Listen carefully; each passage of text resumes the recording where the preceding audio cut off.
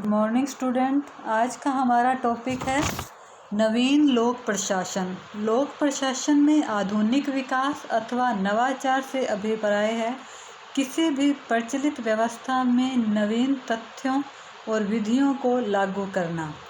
ये लोक प्रशासन में अब तक के नारे थे मूल्य शून्यता, दक्षता और तटस्थता। नवीन लोक प्रशासन ने नई चीज़ों को शामिल किया जो थी नैतिकता, सामाजिक उपयोगिता एवं प्रतिबद्धता। वस्तुतः नवीन लोक प्रशासन मूल्यों पर आधारित है। यह विकास प्रशासन बनता जा रहा है। सामाजिक समानता का मूल्य नव लोक प्रशासन का उद्देश्य बन गया है। नव लोक प्रशासन द्वारा नियोजन पर अधिक जोर दिया गया है। इसके लिए कार्यक्रम नियोजन, बजट तकनीक, प्रोग्राम प्लानिंग, बजटिंग, पीपीबी को अपनाया गया है। नवीन लोक प्रशासन का आरंभ है वो 1960 में हुआ। 7वें दशक के कुछ युवा विद्वानों ने लोक प्रशासन में मूल्य, नैतिकता, सामाजिक उपयोगिता, प्रतिबद्धता को अपनाने पर जोर दिया और प्रशासन की कार्यकुशलता और मितव्ययिता, जो प्रशासन का पहले अंतिम लक्ष्य माना जाता था, उसको मूल्यों के साथ जोड़ने का प्रयास किया। इन्हीं नवीन चीज़ों को नवलोक प्रशासन कहते हैं। नवलोक प्रशासन की शुरुआत अमेरिका में हुई। लोक प्रशासन के क्षेत्र में 1968 के बाद नवीन विचारों का सूत्रपात हुआ।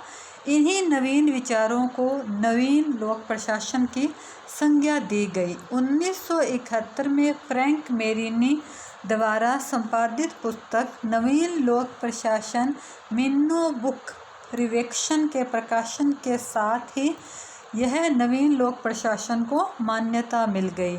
तो फ्रैंक मेरिनी हैं, उन्होंने पहली पुस्तक लिखी नवीन लोक प्रशासन की और वो प्रकाशित हुई है 1971 के अंदर। लोक प्रशासन के विकास में विभिन्न जो संस्थाएं हैं, विभिन्न जो प्रयास हुए उसमें है नवीन लोक प्रशासन के लिए पहला प्रयास है हेनी प्रतिवेदन जो 1967 में आया। दूसरा है लोक प्रशासन सिद्धांत जिसमें लोक प्रशासन के सिद्धांत एवं व्यवहार सम्मेलन है, 1967 में फिलाडेल्फिया में हुआ। 1968 में आयोजित मिन्नो ब्रुक सम्मेलन है। 1971 में फ्रैंक मेदिनी के संपादन में प्रकाशित नवीन लोक प्रशासन की दिशाएं मिन्नो बुक पर्यवेक्षण। 1971 में डवाइट वाल्डो द्वारा संपादित उथल पुथल के काल में लोक प्रशासन का प्रकाशन। ये प्रसिद्ध रचनाएं हैं जिन्होंने नवीन लोक प्रशासन के विकास में अहम रोल अदा किया। अब है नवीन लोक प्रशासन की विषय वस्तु। किन किन चीज़ों के अध्ययन पर नवीन लोक प्रशासन में बल दिया गया। तो पहली चीज़ है मूल्यों में नई चीज़ों को शामिल कर लिया, जैसे मानवतावाद, विकेंद्रीकरण। पहले वो शक्तियों को एक जगह केंद्रित रखना चाहते थे और नवीन में लोकतांत्रिक भावना को रखते हुए विकेंद्रीकरण। प्रत्यायोजन मतलब दूसरों को अधिकार सौंपना। बहुवाद मतलब शक्ति का केंद्र एक नहीं बहुत सारे हैं। व्यक्तिगत हित, वृद्धि, व्यक्तिगत गरिमा आदि का समर्थन करता है।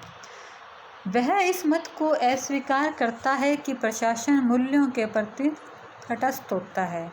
वह नागरिक सहभागिता और सड़क छाप अधिकारी तंत्र पर नियंत्रण का पक्षधर है। वो नागरिकों को अधिक से अधिक सहभागी बनाना चाहता है और अधिकारियों का जो एकाधिकार है उसे समाप्त करना चाहता है। वह नौकरशाही के प्रति नौकरशाही है। वो चाहता है कि वो जनता के प्रति उत्तरदायी और जवाबदेह हो। नवीन लोक प्रशासन के लक्ष्य या विषय वस्तु में हम 4 पॉइंट हैं मेन रूप से। प्रासंगिकता, मूल्य, सामाजिक समानता और परिवर्तन। प्रासंगिकता में नवीन लोक प्रशासन का लक्ष्य प्रासंगिकता अर्थात जो समाज की समस्याएं हैं उनके प्रति गहरी चिंता। जो प्रशासन है वो समाज में घट रही समस्याओं में इंटरेस्ट ले, उसके समाधान के लिए प्रयास करे। उसका मूल उद्देश्य है लोक प्रशासन का ज्ञान एवं शोध समाज की आवश्यकताओं के संदर्भ में प्रासंगिक व संगतिपूर्ण होना चाहिए। मूल्य: नवीन लोक प्रशासन आदर्शात्मक होने की वजह से नैतिक मूल्यों का समर्थन करता है। इससे लोक प्रशासन में उत्तरदायित्व और नियंत्रण की भावना के प्रति रुचि बढ़ती है और ये लोक सेवकों में उत्तरदायित्व की भावना लाता है और उन्हें एकाधिकार निरंकुश नहीं होने देता, नियंत्रण में रखने की बात करता है। तीसरा है सामाजिक समानता या समता। यह समाज में कमज़ोर वर्ग को सामाजिक न्याय प्रदान करने व विशेषाधिकार प्राप्त वर्गों का अंत कर सामाजिक समानता पर बल देता है। समाज में समानता स्थापित करना चाहता है, इसके लिए यह न्यूनतम को अधिकतम लाभ देने का प्रयास करता है। चौथा है परिवर्तन।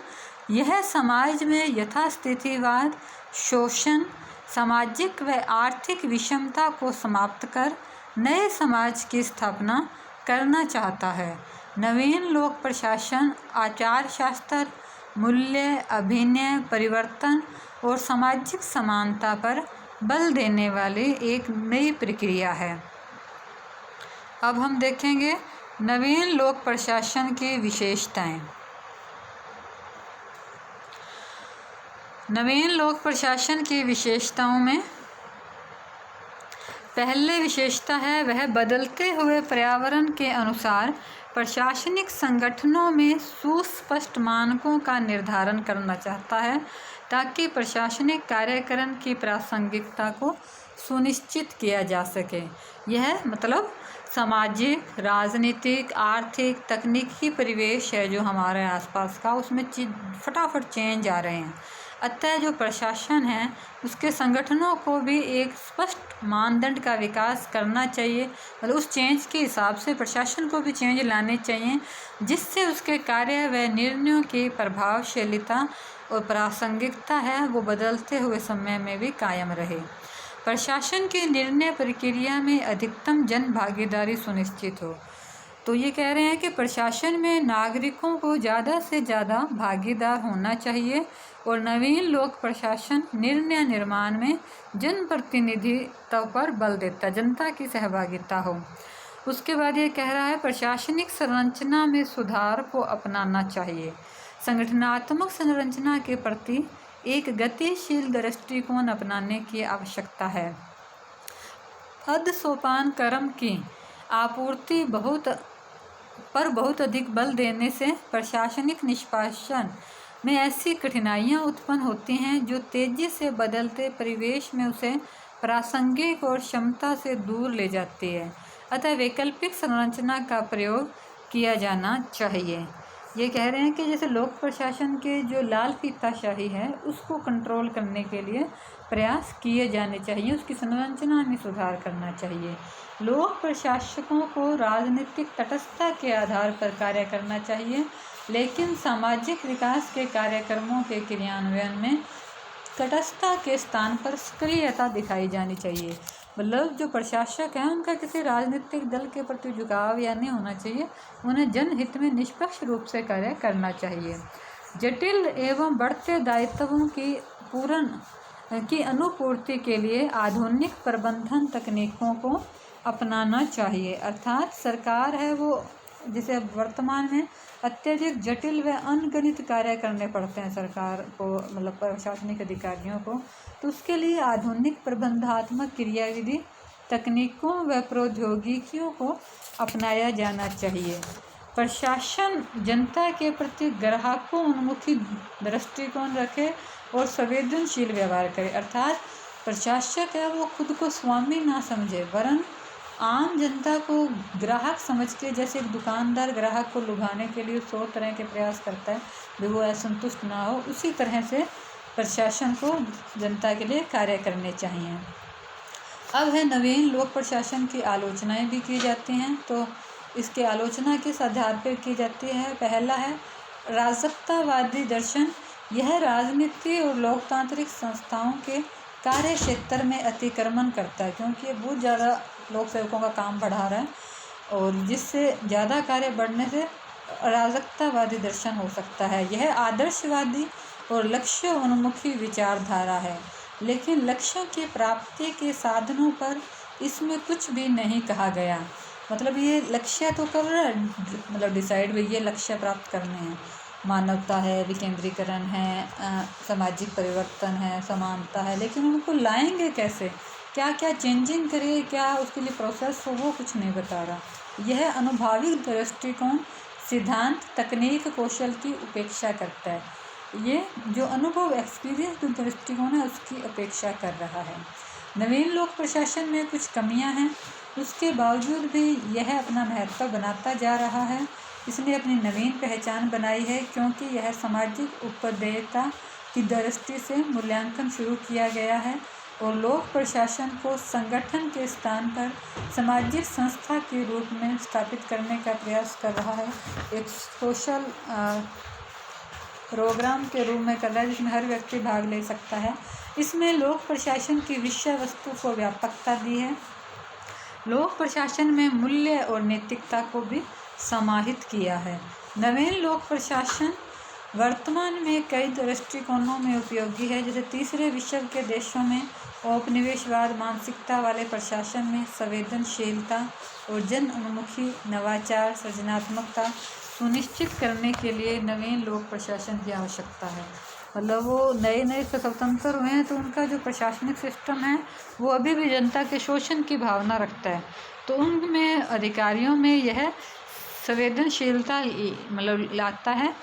और आज का जो वैश्विक समाज है उसमें कई चुनौतियां हैं। हम सिर्फ प्रशासनिक कार्यों तक ही सीमित नहीं रह सकता कोई भी व्यक्ति, जैसे पर्यावरण प्रदूषण, जनसंख्या विस्फोट, अपराधों का बढ़ता ग्राफ, सार्वजनिक नैतिकता का ह्रास, मानवाधिकारों का उल्लंघन आदि। इनके लिए व्यक्ति को भावनात्मक रूप से लगाव होना चाहिए, जिसे स्थापित करने में नवीन लोक प्रशासन अहम भूमिका निभा रहा है। निष्कर्ष में हम देखते हैं कि नवीन लोक प्रशासन एक उपयोगी विचार है जो आज सुशासन के अंतर्गत सुनिश्चित हो रहा है। जो सुशासन की संकल्पना विश्व बैंक ने 1990 के आसपास दी, उसका लक्ष्य भी लोक प्रशासन में जवाबदेहिता, पारदर्शिता, जनता की सहभागिता, विकेंद्रीकरण है, उनको अपनाया है और वही नवीन लोक प्रशासन में अपनाए गए हैं। धन्यवाद।